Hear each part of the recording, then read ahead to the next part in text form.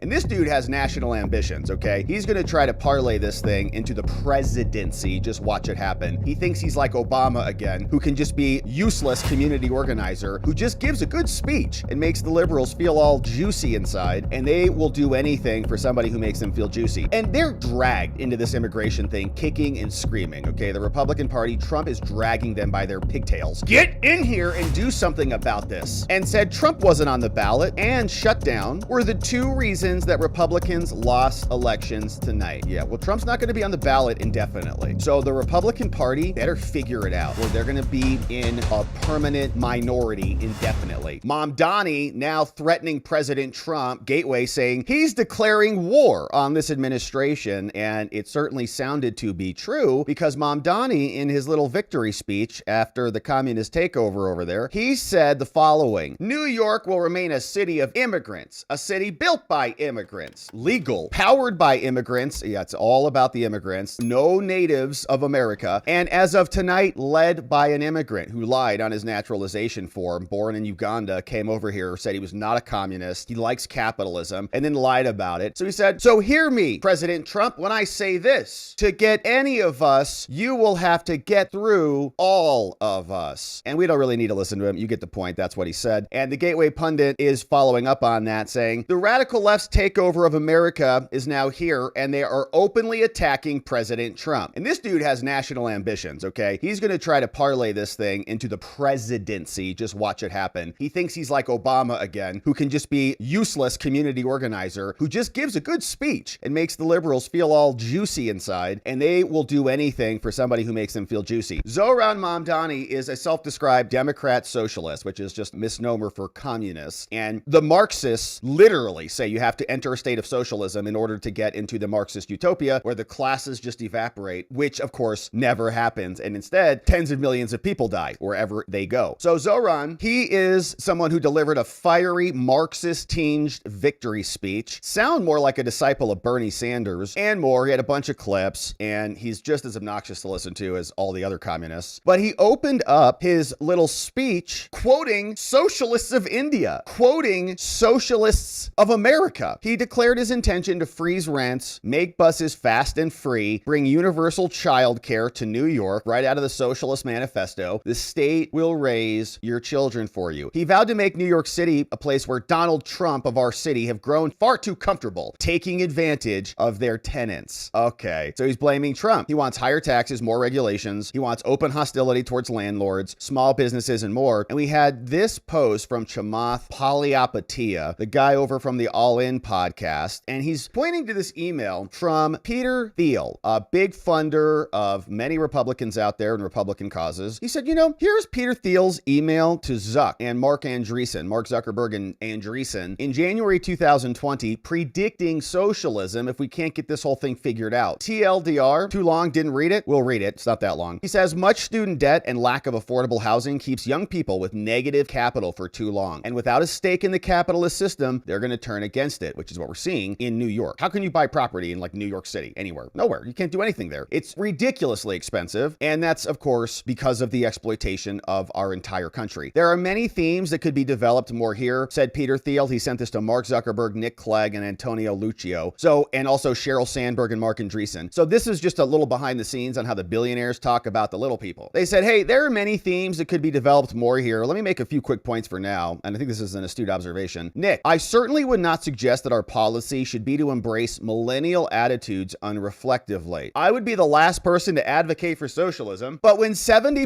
of millennials, this is in 2020, those numbers are probably worse, but he says we should try and understand why. And from the perspective of a broken generational compact where nobody can buy a house, student loans are hundreds of thousands of dollars for like nothing. You come out, can't even get a job because we've invaded by immigration and we've had all of our jobs dispossessed, gone overseas in the name of globalist, interfacing. Seems to be a pretty straightforward answer to me. This is the problem. Namely, that when one has too much student debt or if housing is too unaffordable, then one will have negative capital for a long time or find it very hard to start accumulating capital in the form of real estate. And if one has no stake in the capitalist system, then one may well turn against it. And that's what's happening all over the place. On the Republican side, are too dumb. They're too focused on overseas issues, not talking about affordability, not talking about housing until very, very recently. And they're dragged into into this immigration thing kicking and screaming, okay? The Republican Party, Trump is dragging them by their pigtails. Get in here and do something about this. And they're men with the pigtails is what I'm talking about. Here, of course, is more. He went on to mock Trump supporters as billionaires and bosses. We just saw him hanging out with Soros, who seek to extort workers, calling the administration a despot and promising that to get to any of us, says Mamdani, you have to go through all of us. Well, and that agreement is acceptable. Those terms are acceptable, like that alien in Men in Black. In his words, New York will respond to oligarchy and authoritarianism. And we have a lot of that going on, man. We do have essentially, an oligarchy that protects themselves. They print money, give it to the banks then distribute it to all the corporations, and they all send emails to each other about, hey man, we're way too rich. Like in that email chain from Peter Thiel, there's like, I don't know, maybe $1 trillion cumulatively between all of them. Like literally. Mark Andreessen, Netflix guy, Andreessen Horowitz, it's like $1 trillion. They're like, the peasants out there are going to start to get pretty uppity and pretty angry with all of us. So what do we do about this? Then Zuckerberg donates $400 million to defeat President Trump. Like, okay, great. And Trump was out this morning talking about this. He said, last night it was not expected to be a victory, which is true. And we made that point here many times. These are very blue states like California. People are like, well, maybe Arnold can stop them from going nuts.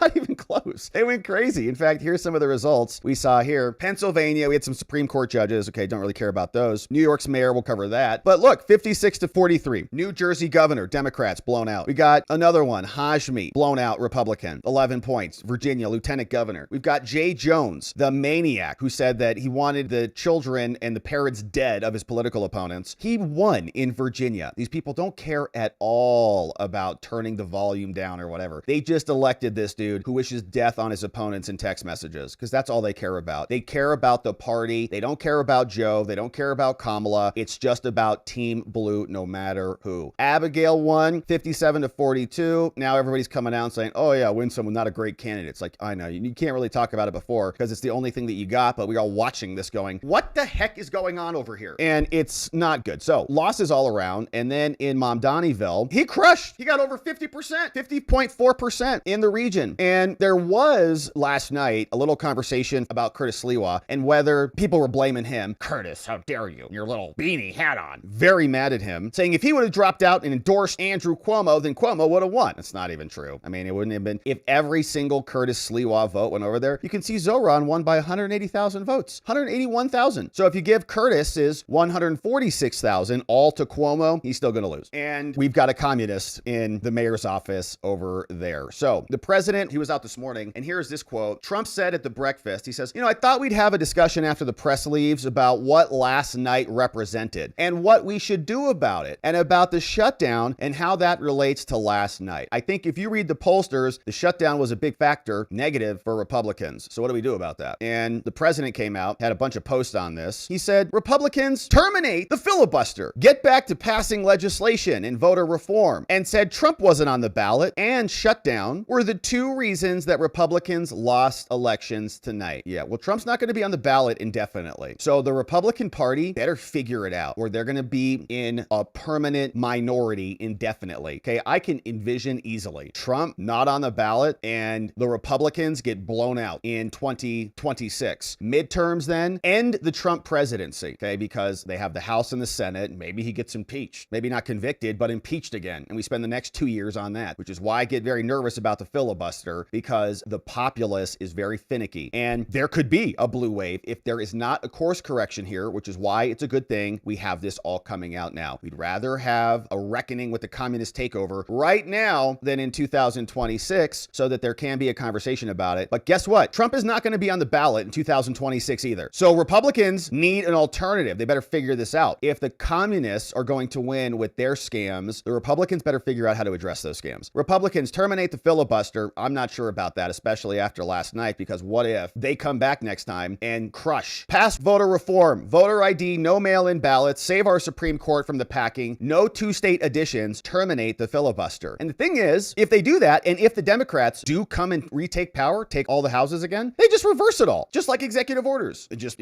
cut the Supreme Court seats, or actually they can expand them, right? They really can't cut them because they'd have to have people die, but they could just expand it in the aftermath. So it's like, how do you make that permanent if you're after ending the filibuster, Trump said, "And so it begins." Trump 11 hours ago. While speaking to Republicans, he said, "If we don't terminate the filibuster, then they won't be able to pass any legislation and the Democrats will take power. And then they'll remove the filibuster anyways, and we're going to be screwed forever." So it's time for Republicans to admit what they have to do. And we'll see what happens. But the good news is we got it out of our system now. We have a reckoning with communists that we got to deal with. And we're going to hopefully do that. Trump meeting with Republican senators and hopefully coming up with a little bit of strategy here to address this burgeoning socialist wave that is developing across the country. And we'll keep our eye on their plan.